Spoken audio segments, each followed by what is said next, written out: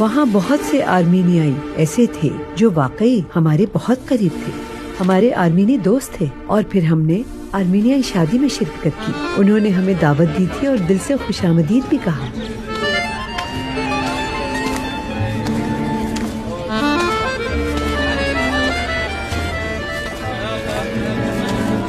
बहुत शुक्रिया। सदा खुश शुक्रिया, मुबारक हो। बहुत शुक्रिया। वहाँ माहौल वाकई बहुत शानदार था, लेकिन अफसोस की बात है कि कुछ देर बाद ही शादी का वो हसीन माहौल नागवार हो गया। क्या शानदार शादियाँ हुआ करती थी इस्तांबुल में। पूरा बास्फोरस गीतों से गूंज उठता था। हाँ हाँ, हमारी शादी भी तो बास्फोरस पे हुई थी और टाकोए साहिल पर।